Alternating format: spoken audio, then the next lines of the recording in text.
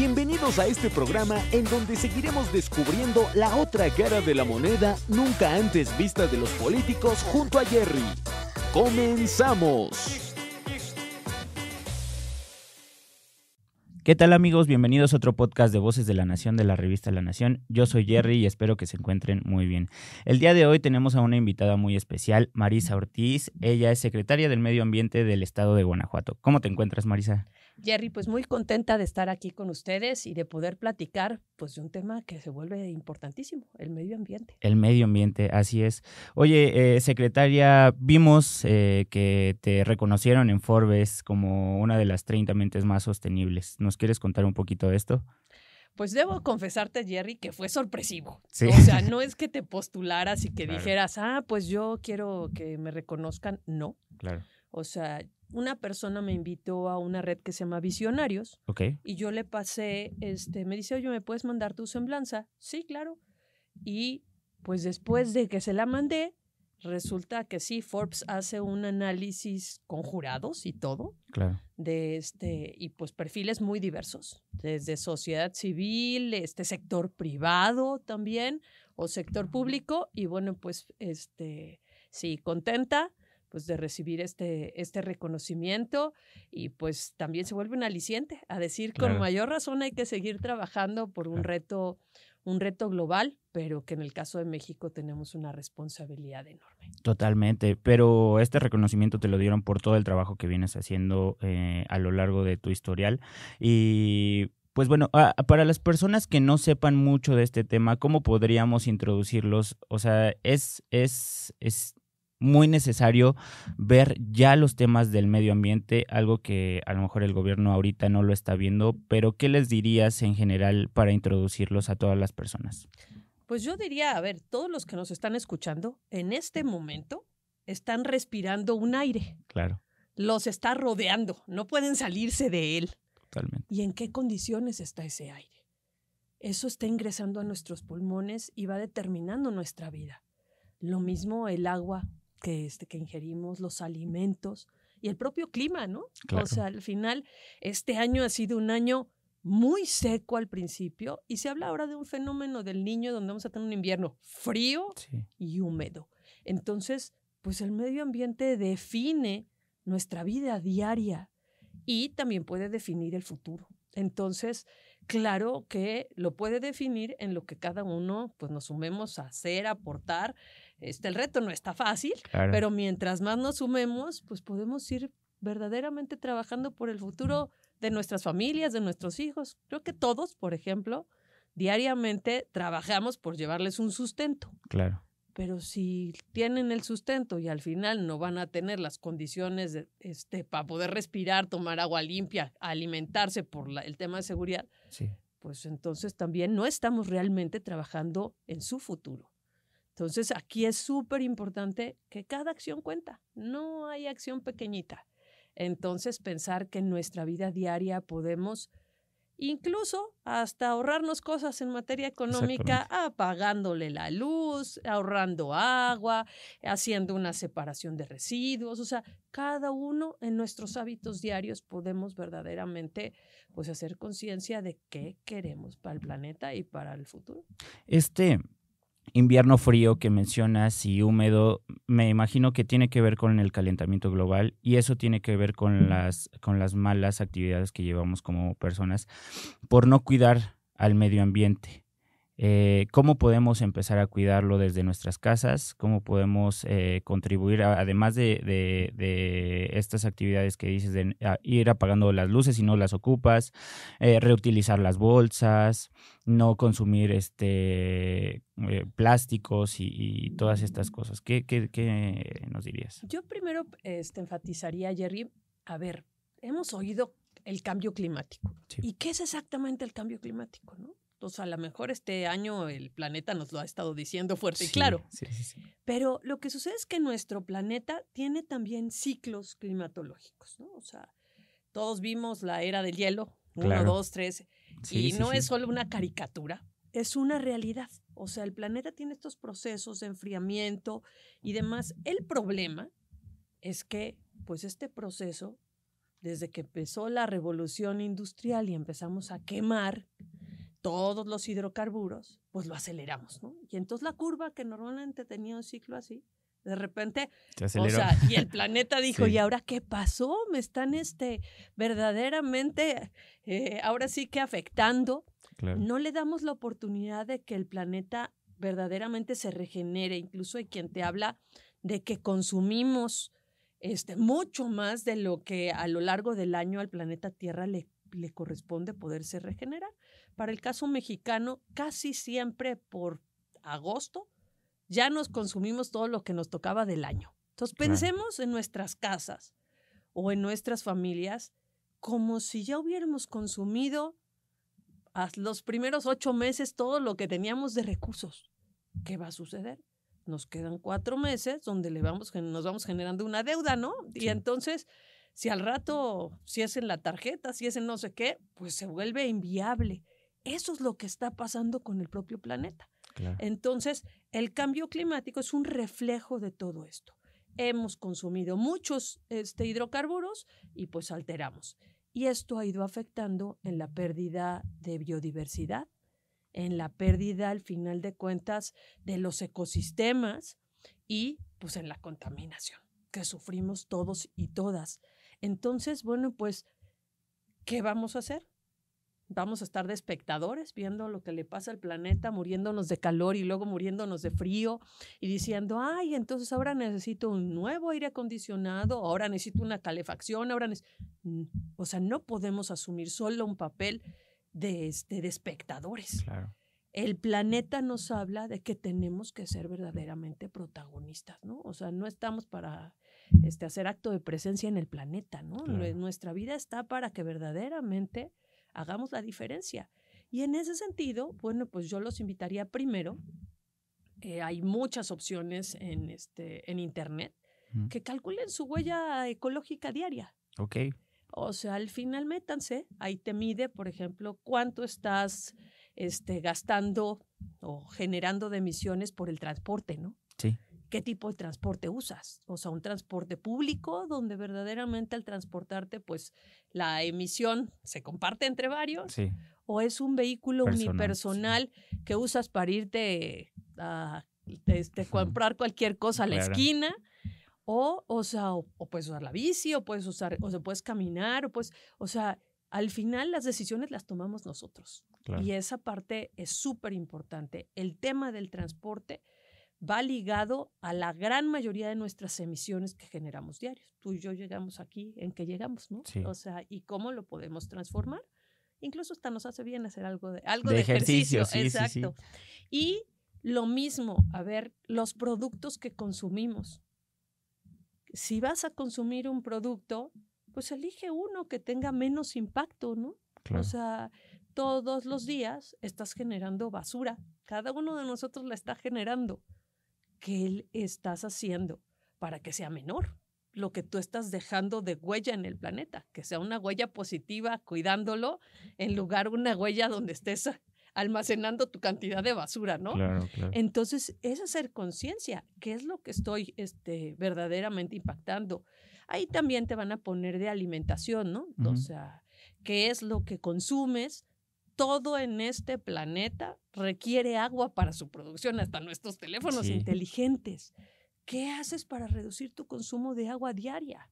O sea, revisa en tu casa cómo puedes ahorrar y hasta te vas a, si tienes al final, pues equipos ya viejitos, dígase excusados, que consumían muchísima agua, métele una botella de refresco llena de agua adentro para que consuma menos. Claro. O sea, busca cómo también sustituyes con temas ahorradoras. A lo mejor va a ser una inversión en el principio, pero después te vas a ahorrar hasta dinero y vas a ayudarle al planeta. Entonces, ahí es una inversión, diríamos, de futuro. Claro. Lo mismo, bueno, pues el tema del propio, ahora con lo caro que está el gas y con lo frío que está, pues aunque esté nublado, este país tiene el privilegio de tener una cantidad de sol que, pues sí, pones un calentador solar, lo pones y te ahorras un montón. Sí, es una inversión, esa es un poquito más que la parte del ahorro en el agua.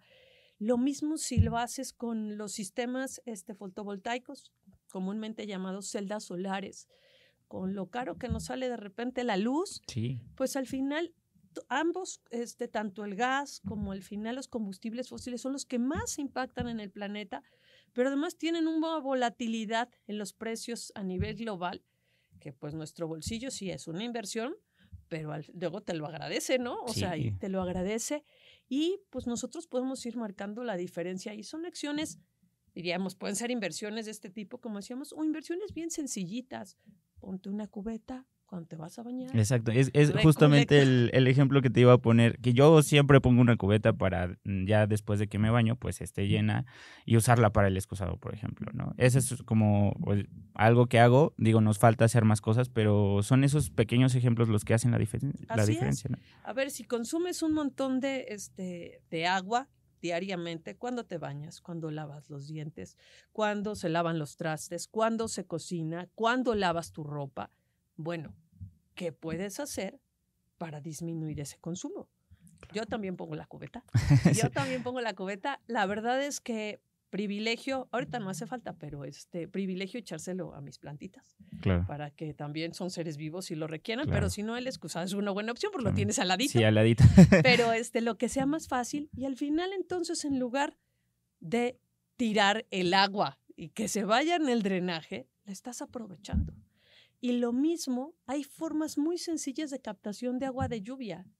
O sea, la gran mayoría del sur hacia abajo del país tenemos pues el privilegio de tener lluvia constante. Y hay muchos mecanismos para captar agua, claro. Para captarla. Si al final de cuentas solo la quieres usar para regar las plantas, para limpiar, pues no es nada complicado, o sea, depende, claro que tenemos que cuidar ciertas cosas para que tampoco se vuelva un punto de acumulación de vectores o de mosquitos, ¿no? Pero, y aquí en la Ciudad de México se da mucho la lluvia ácida, ¿no?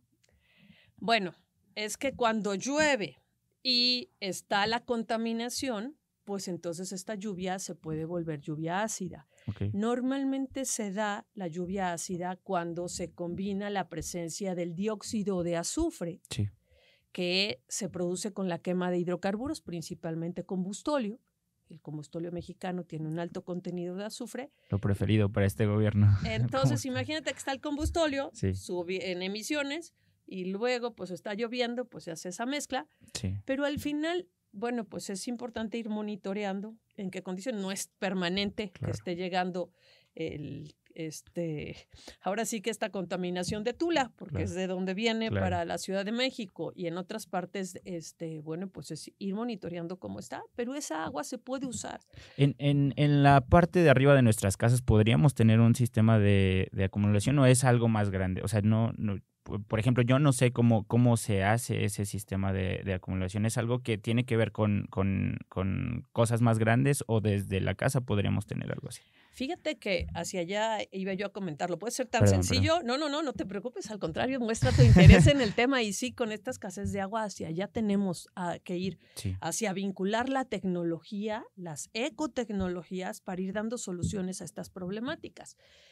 En el caso, por ejemplo, de Guanajuato, hemos llegado a instalar los sistemas de captación de agua de lluvia en los techos de viviendas y de escuelas.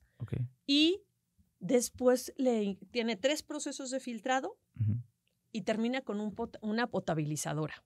Entonces, al final, se están instalando en las comunidades que no tienen acceso a agua potable. Claro.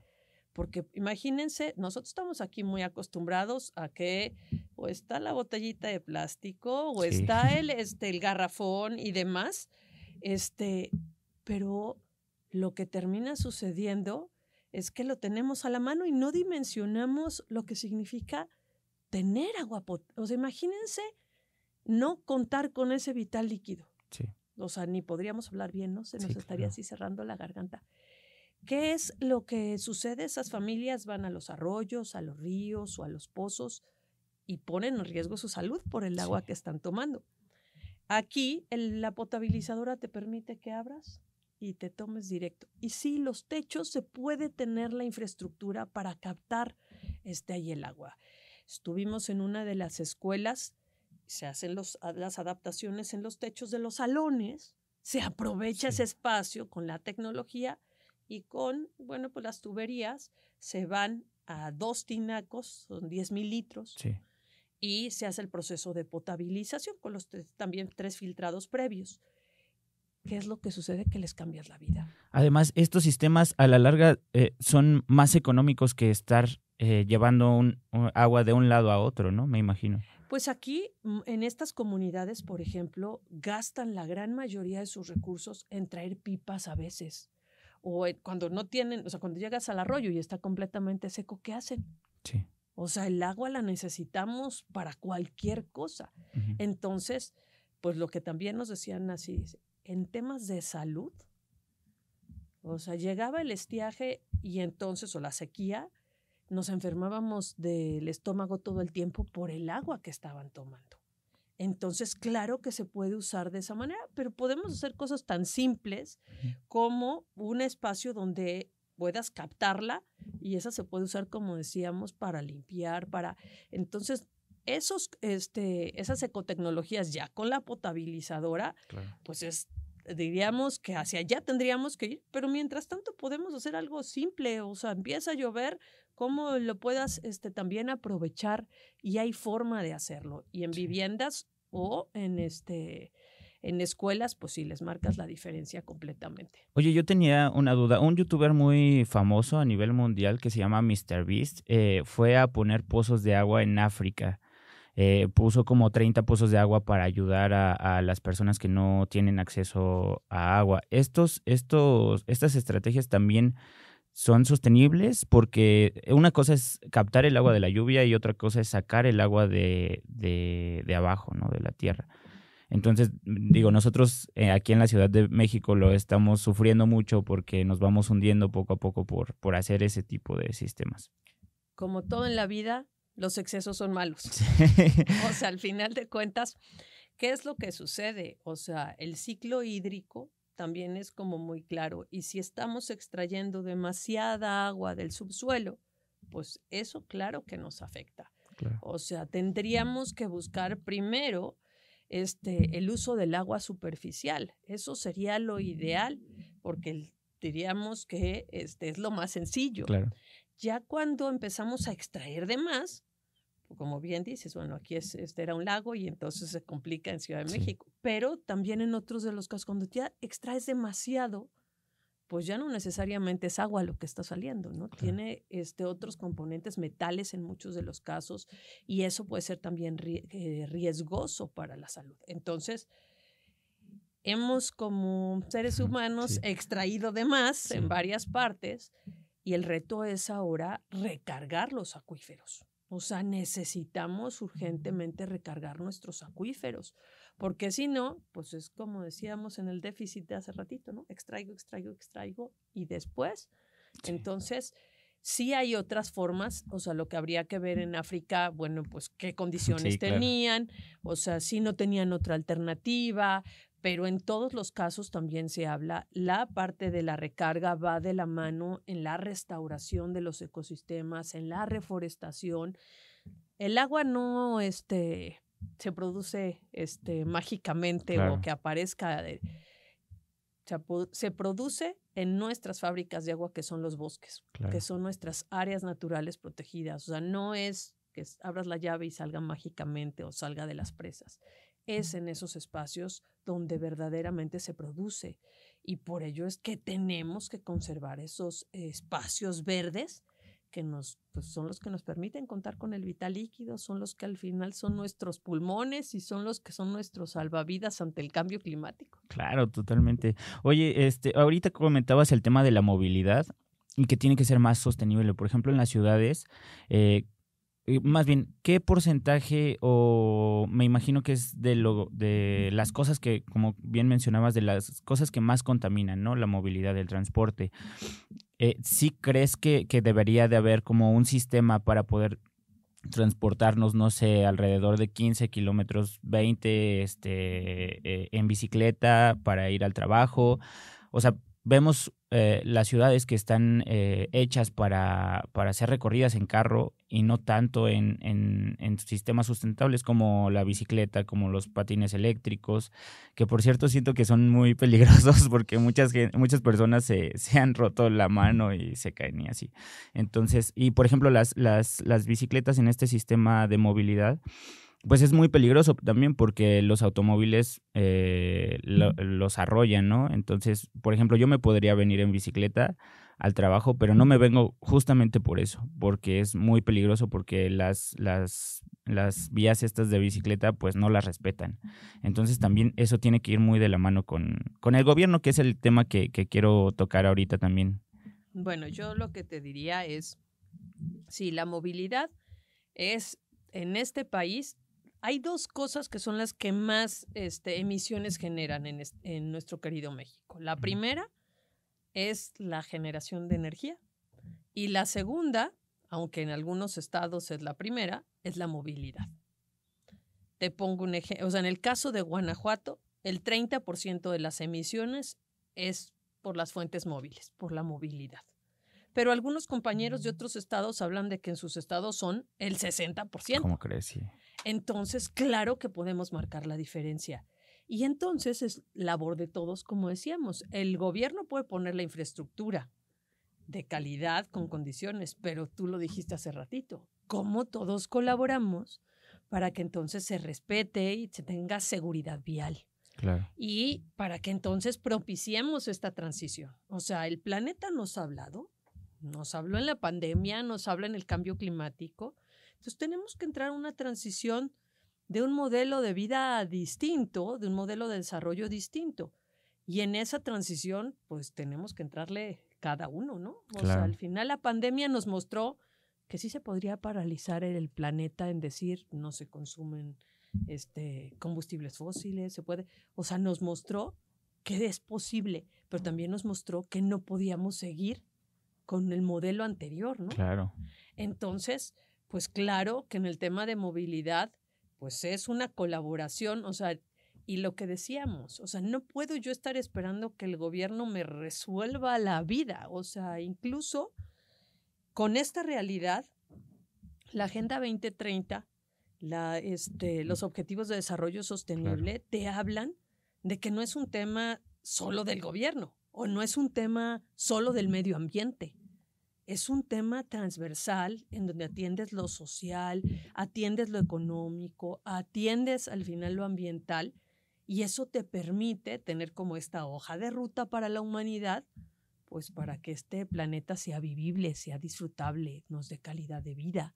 Entonces, pues es como tomamos esa hoja de ruta y cómo al final de cuentas la hacemos nuestra, ¿no? O sea, claro, cada uno en nuestra vida diaria, ¿no? Al final de cuentas, pues podemos proponer qué se tiene que hacer para que las ciclovías sean mucho más seguras, ¿no? O qué se requiere para irlo trabajando. Y la movilidad, bueno, pues tienes muchísimas opciones. A veces ya hacemos las cosas mecánicamente, ¿no? Sí. Pues puedes caminar, puedes al final de cuentas ir en bici, patín eléctrico con sus riesgos, como decíamos, puedes irte en transporte público y esta ciudad tiene, bueno, muchas opciones, bastante, sí, muchas. Puedes compartir el auto, ¿ok? Sí. Oye, pues ve con quién más puedes para que entonces sea menos la huella ecológica y hasta te gastes menos gasolina. Claro. Y al final, ahora también se habla de la electromovilidad, ¿no? Cómo ya pasamos de los vehículos de combustión interna, que usaban la gran mayoría combustibles, claro, hidrocarburos, que son los que contaminan, a una electromovilidad que claro que es súper importante que pueda recargarse con energías limpias, claro, porque si no es una incongruencia, ¿no? Pero mucho también lo mencionaste, va ligado a los modelos de ciudad que queremos. Sí. O sea, queremos una ciudad centrada en el auto, donde al ser humano nos ponen barreras para podernos transitar de un lado a otro, donde pareciera que también estamos como aislándonos cada vez más, o queremos una ciudad centrada en el ser humano, una ciudad que verdaderamente nos permita dar calidad de vida, como mencioné hace un momentito, que sea vivible, que sea disfrutable, que tengamos acceso a los diferentes servicios, pues entonces tenemos también que hacer esa transición, porque nuestras ciudades en general, en América Latina, pero también en el planeta, pues han crecido horizontalmente por todos lados y al final, bueno, pues también haciendo unos impactos, a nivel global, casi el 70% de la población vive en ciudades, pero en el caso mexicano más del 80%. Entonces, ¿cómo vamos a hacer para que ese porcentaje de la población pueda tener salud y de todos los aspectos? Claro. Salud mental. Sí. Salud al final física, por lo que se está respirando, como decíamos, con qué se está alimentando, qué es lo que... Y cómo también, pues, puede aprovechar su vida. Claro. Cómo puede aprovechar su vida para que pueda estar incidiendo, dejando un legado positivo, ¿no? No una huella ecológica en su vida diaria. Entonces, pues sí, ahí sumamos todos a esta transición de un modelo distinto para que nuestras ciudades sean vivibles, sean resilientes ante el cambio climático, sean verdaderamente espacios donde podamos convivir también con la naturaleza dentro de ellas. No hay como irnos a un parque, aunque sea unos minutitos, al bosque Chapultepec, a esos espacios donde dices, ni me siento en la Ciudad de México. Claro. Cargas pilas mentalmente, pero también tu cuerpo se está recuperando y necesitamos, la pandemia nos lo mostró, ese contacto con la naturaleza.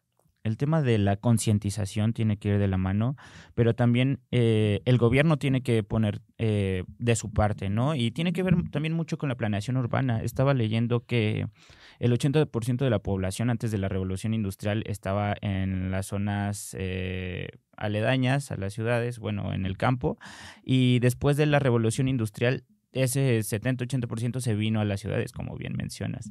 Entonces, es un espacio de tiempo, siento que 40, 50 años que se dejó de ver el tema de la planeación urbana, pero tiene mucho que ver con los gobiernos, tanto municipales, estatales y federal, de qué y cómo y dónde se va a poner, es decir, esta zona para las casas, esta zona para las empresas, esta zona para proteger a las zonas verdes, etcétera, ¿no?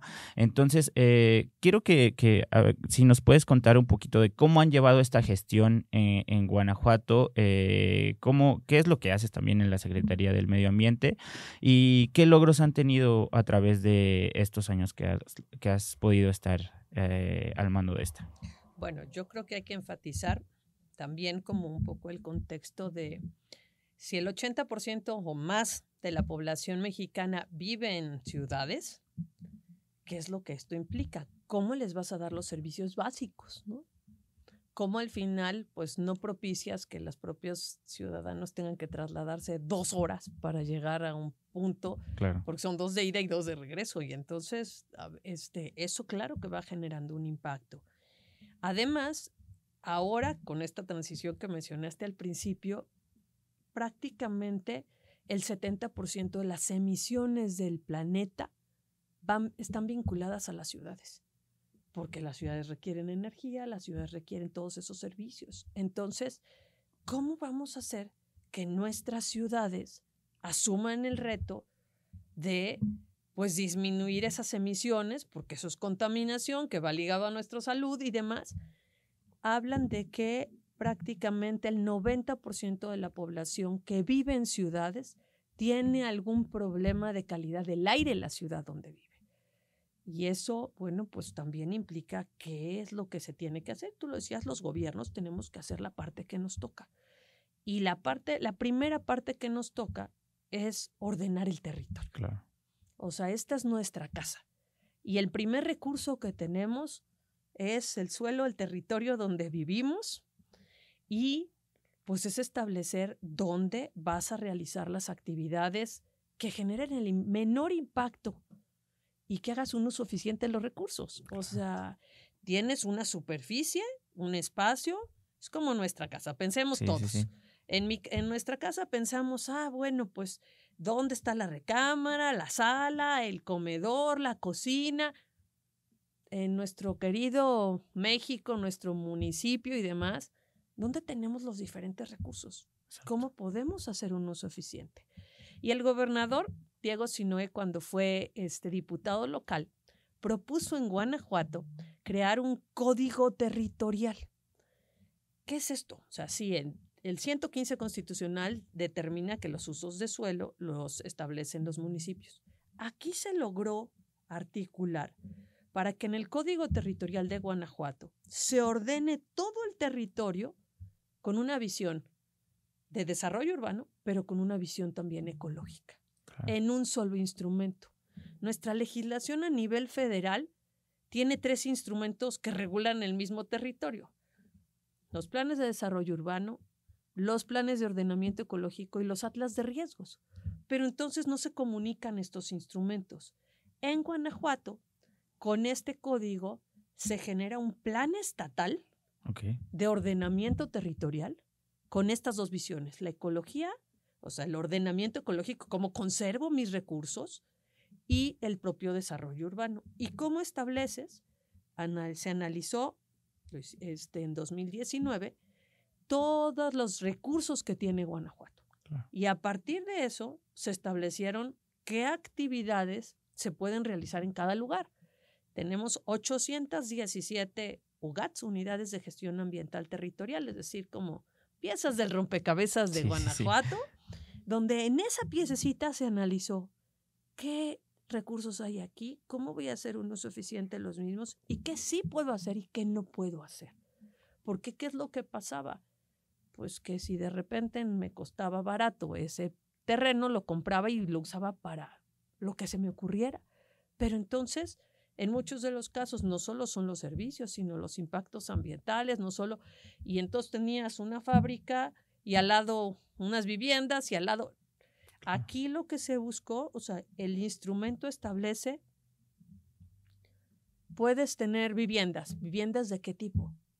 Urbanas, rurales. Vámonos a un tema extremo. Sí. Para un estado como Guanajuato, que desde la colonia, pues, se dedicó a la minería. Sí. Minería. ¿Dónde vas a permitir minería? Con lo complejo que es y con el impacto. ¿Y minería de qué tipo? ¿Con qué características? Industria, o sea, al final, agricultura. ¿En dónde tienes el agua para poderla desarrollar? Y este instrumento es el marco estatal con el cual, a partir de ello, los municipios, ahí sí ya hacen la letra chiquita, sí, hacen sus programas municipales de desarrollo urbano y ordenamiento ecológico territorial y tienen que ser compatibles o congruentes. Entonces nos permite que en esta, que es nuestra casa, que es Guanajuato, sí, pues se propicie un uso eficiente de los recursos. Lo que buscamos es pues disminuir los consumos de agua, de energía, y no poner en riesgo o colapsar la disponibilidad de otros recursos, ¿no? Entonces, pues sí, esa parte ha sido importante. Es un reto porque no todo el mundo está acostumbrado a eso y primero te dice, ya compré este terreno, pero ¿qué cree? Que no es compatible, no se lo vamos a poder autorizar. Exacto. Pero esto que haces ver tan sencillo, secretaria, de poder estar como en la misma línea, tanto el gobierno estatal como los municipales, es muy difícil. Algo que parece muy obvio, es muy difícil y no en todos lados existe y no en todos los municipios del país tenemos, aunque sea un plan de desarrollo urbano, a lo mejor para cumplir alguna norma, pero no todos lo están haciendo y lo tienen que hacer. Bueno, ahí es súper importante. Fácil no es. Fácil no es. Fácil no es, porque además, pues poner orden siempre implica que no a todo el mundo le parezca, ¿no? Claro. Y es no visualizar, pues, las ventajas. Cuando tú tienes un instrumento así, ya no dependes del criterio del funcionario en turno. Claro. Y disminuyes también hasta los riesgos de corrupción. O sea, si tú tienes un instrumento sobre el cual analizas y ahí te dice es compatible o no es compatible, entonces no es el criterio del que está sentado del otro lado del escritorio.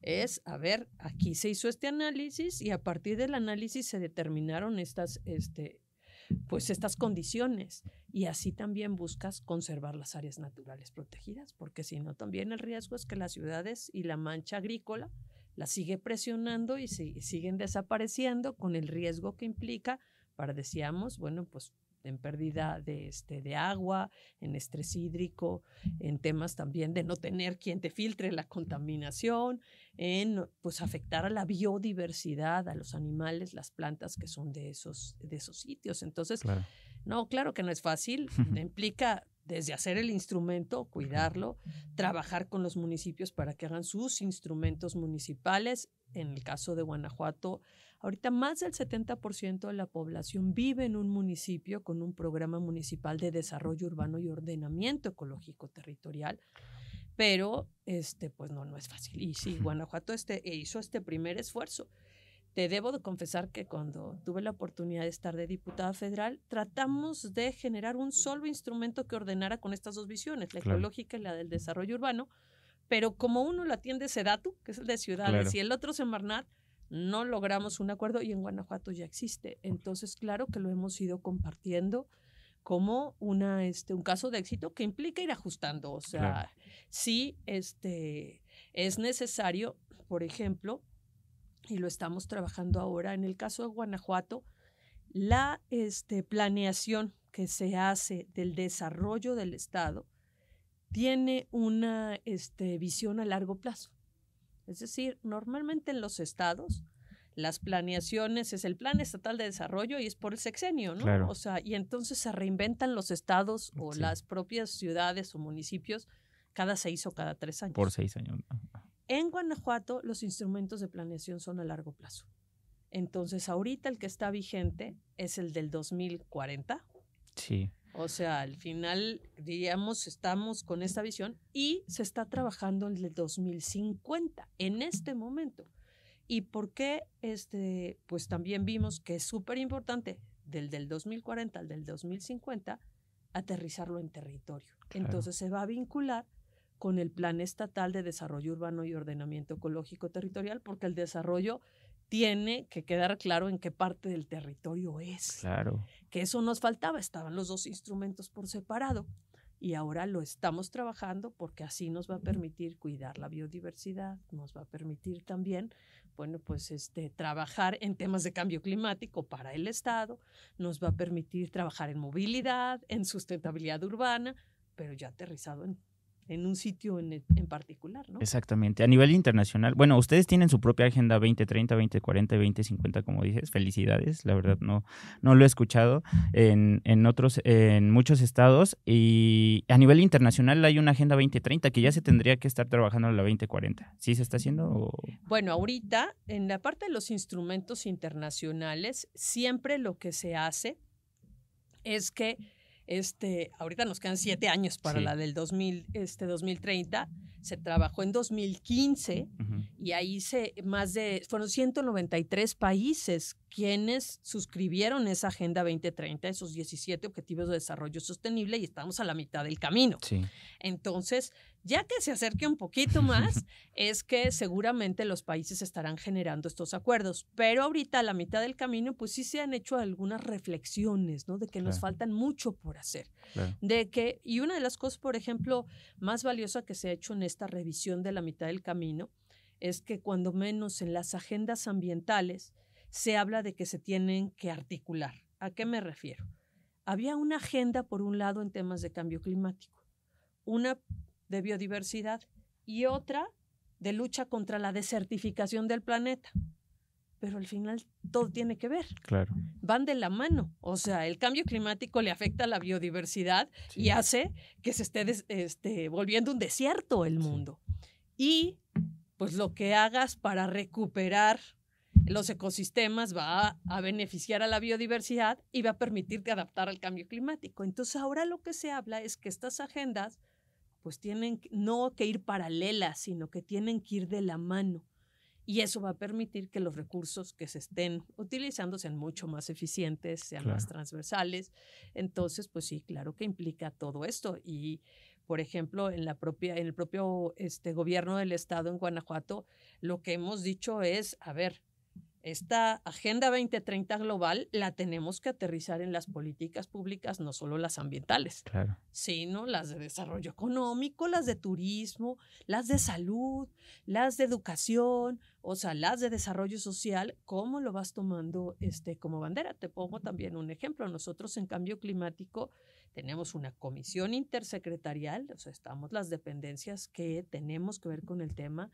Y a partir de 2022 tenemos un presupuesto transversal de cambio climático. En 2022 se ejercieron 1.700 millones en 13 dependencias del gobierno del estado enfocadas a cambio climático. Porque, pues como decíamos, no es que medio ambiente vaya por un lado y el desarrollo económico por el otro, o que vayan en contrasentido, claro, ¿no? Sino el reto es cómo se va avanzando.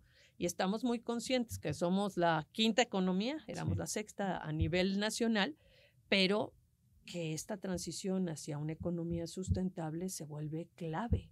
Se vuelve clave, bueno, pues por varias razones. Claro. Uno, por cuidar nuestra casa, como decíamos, y disminuir los impactos.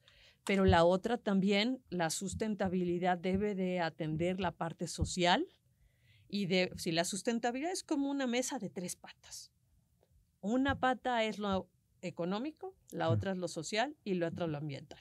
Si tú una de esas patas está más cortita, más larga, claro, la mesa no sirve. Sí. Y entonces, lo que tenemos que hacer es que el desarrollo de Guanajuato cumpla con estos 3 componentes y cumpla también con la actuación de la generación presente, pero pensando en las generaciones futuras. Entonces, eso también se vuelve fundamental para poder pues tener este esquema para ir visualizando, hasta para hacer un uso eficiente de los recursos, ¿no? Claro, entonces, sí es necesario estos esfuerzos para poder pues ir dando pasos, porque ese modelo de desarrollo verdaderamente nos va a dar el reto es que seguridad, nos va a hacer competitivos. Claro. Para los que quieren hablar también de lo social y lo económico, pero además nos va a hacer verdaderamente tener un uso eficiente de nuestros recursos, nos va a hacer sustentables y eso va a dar calidad de vida a los habitantes del estado.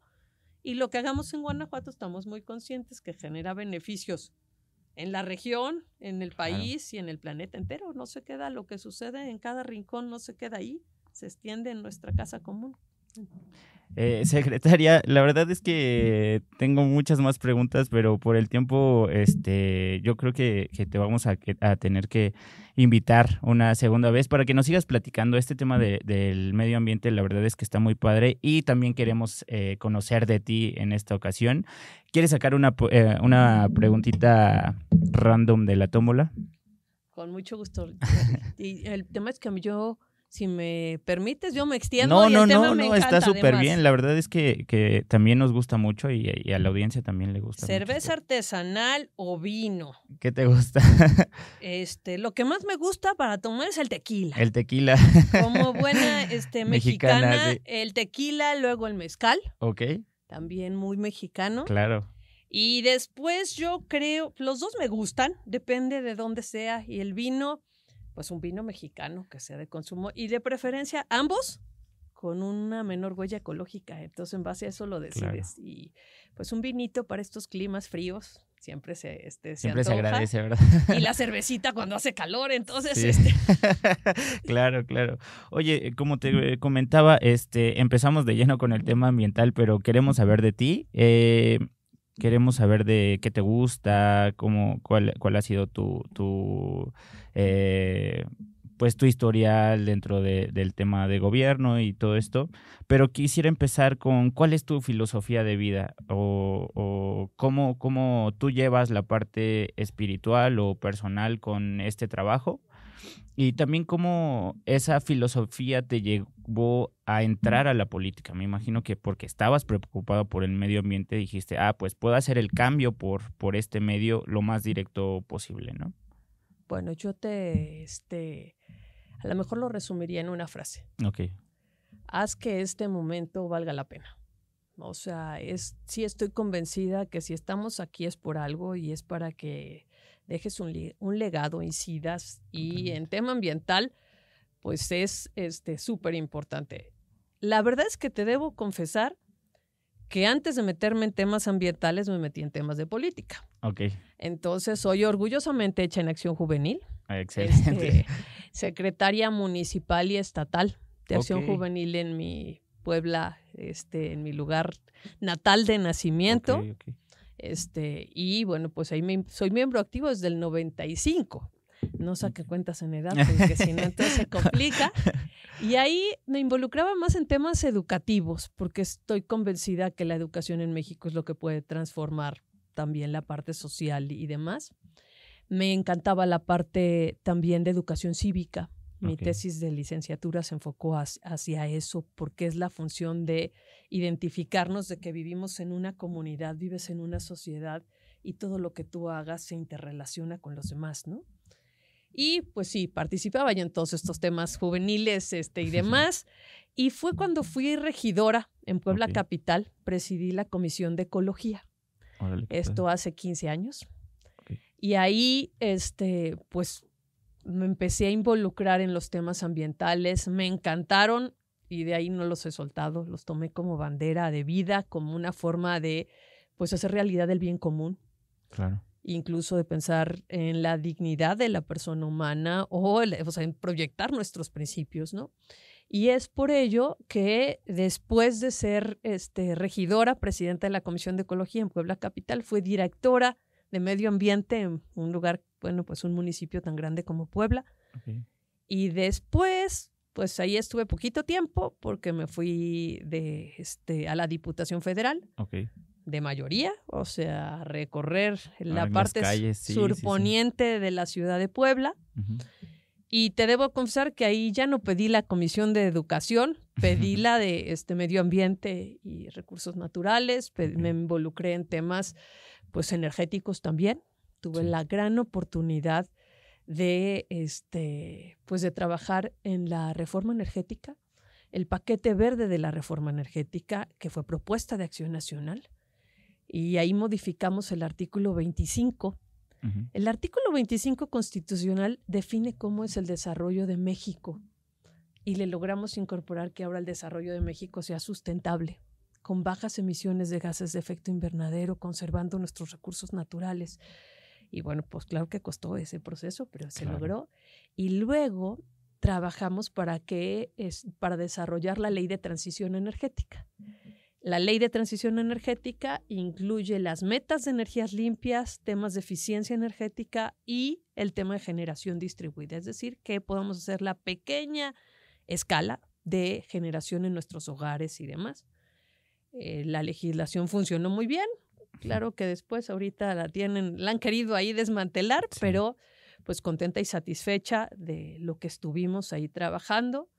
Y ahí tuve también la oportunidad de encabezar un grupo de legisladores de todos los partidos que era como el capítulo México de una organización global de legisladores trabajando en temas de cambio climático, temas forestales, capital natural. Y pues ahí conocí al hoy gobernador de Guanajuato. Sí. Y posteriormente, terminando la diputación, me invitaron a quedarme como asesora de la Comisión de Cambio Climático en Cámara.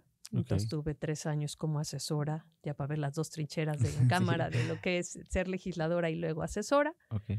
Y terminando, el gobernador me invitó a venir a crear la Secretaría de Medio Ambiente y Ordenamiento Territorial, que no existía secretaría en Guanajuato. Entonces, pues ha sido todo un reto.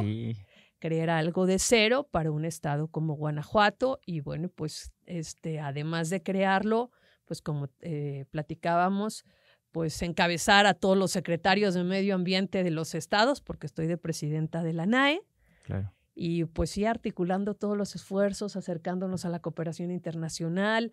En este sector hay gente pues que nos apasiona el tema y que se han especializado y es acercarse a ellos para que esto se pueda aterrizar, acercarnos a los jóvenes, porque es ahora sí que a ellos a quien nos debemos en el mundo que les vamos a dejar. Claro. Entonces, pues un poco en resumen, eso ha sido el tema y pues sí, la creación de la Secretaría de Medio Ambiente y Ordenamiento Territorial de Guanajuato, que atiende 1000 cosas.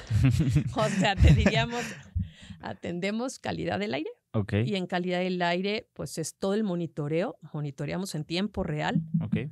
Y tenemos una aplicación para revisar cómo está la calidad del aire. Eso es recomendación de la Organización Mundial de la Salud. Okay. Vemos el programa estatal de verificación vehicular, el tema de quemas.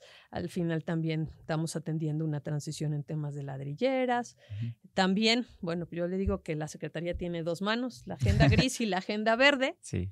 La primera, como te decía, calidad del aire. Okay. La segunda es impacto ambiental. Okay. Todas las actividades humanas generan un impacto. Claro. Hay que tratar de evitarlo, minimizarlo o compensarlo. Claro. Y hemos ido generando un modelo ahí distinto. Luego tenemos también la atención de residuos, que es, como decíamos, un reto importante. Claro. Para no acabar como la película de Wall-E. Uh-huh. Y ahí también en este lado tenemos la atención de la sustentabilidad energética. Guanajuato le ha apostado a los calentadores solares, más de 535,000 viviendas en Guanajuato. Tenemos ya, bueno, pues cuentan con un calentador solar y están certificadas la reducción de emisiones. Y además hemos estado instalando sistemas fotovoltaicos o celdas solares en edificios y en escuelas. Y también ahí tenemos el tema de cambio climático, la política de cambio climático, que claro que para nosotros ha sido bien importante trabajar en la parte de la prevención, para que no nos pase un poco como en el caso de Otis y demás. Claro.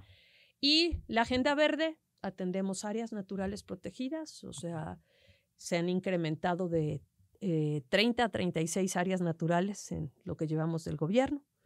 Y pues vemos también una recuperación de los ecosistemas, de las especies se han incrementado en el monitoreo. Claro. Atendemos el tema forestal, tanto los incendios como pues, las reforestaciones y lo que esto implica. Atendemos el tema de ordenamiento territorial, como mencionábamos, uh-huh. Y el ordenamiento también de las actividades a partir de esto. Y ahí, por ejemplo, tenemos un programa de tequila cero deforestación, no porque a la secretaria le guste el tequila, sino porque es nuestra bebida emblemática para todas y todos.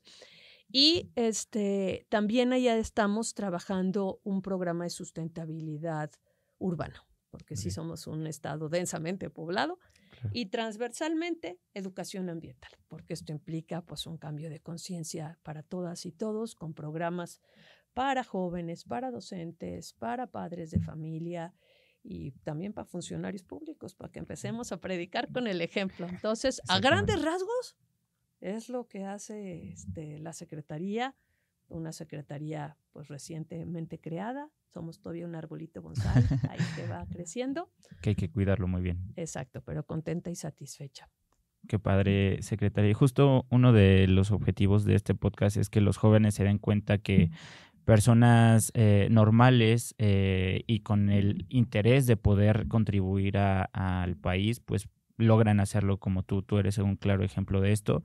Y que también si les interesa la política, no se interesen nada más por un puesto, sino que se interesen por ayudar al país o a su estado o a su municipio, ¿no? La política, ese es su objetivo. O sea, si estás ocupando ese espacio es para que pues incidas en una realidad mayor. Y además el ser humano es el único ser vivo que de manera consciente puede trabajar en dejar en mejores condiciones el planeta o el lugar que ocupa. Entonces, pues que verdaderamente trabajamos en ello. Claro.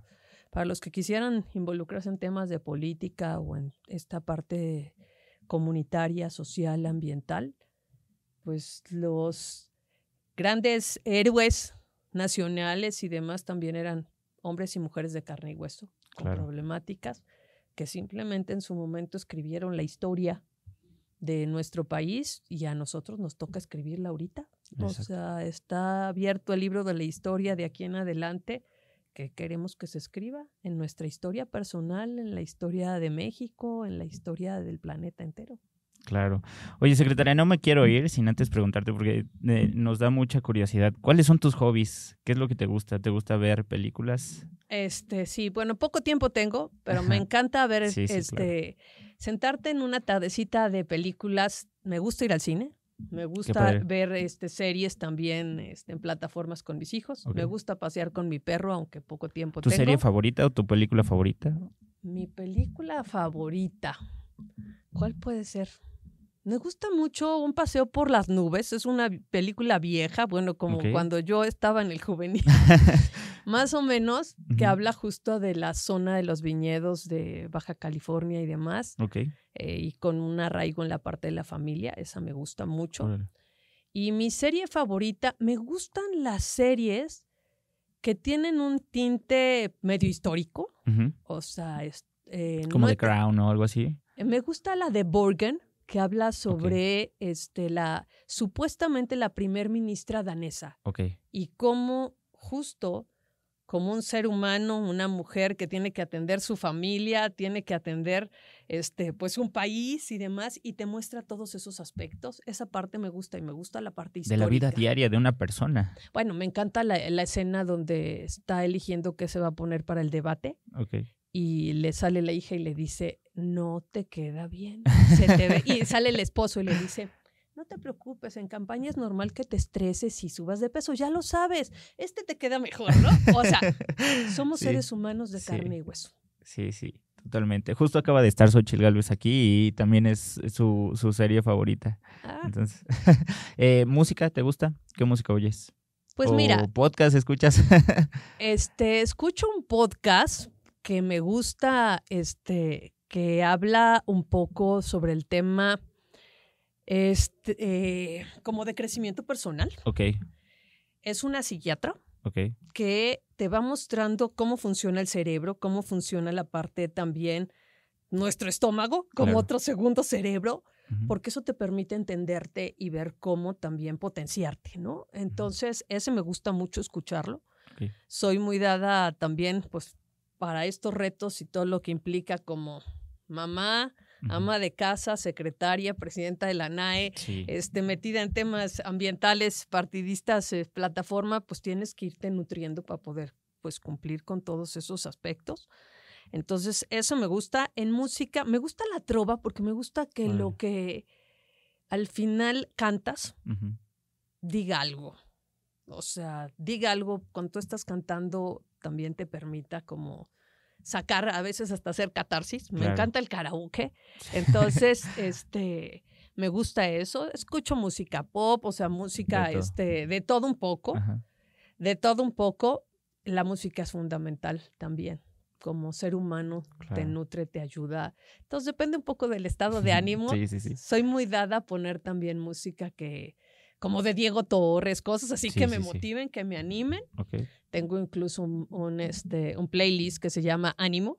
Cuando uno está así súper estresado o así, es cosas que te van a ir reforzando, ¿no? Entonces, es un poquito. Muy bien. Secretaria, nos están viendo y escuchando por todas las redes sociales, Spotify, Facebook Live, YouTube, Twitter, Instagram. ¿Algo que desees agregar, algo que le quieras decir a toda nuestra audiencia?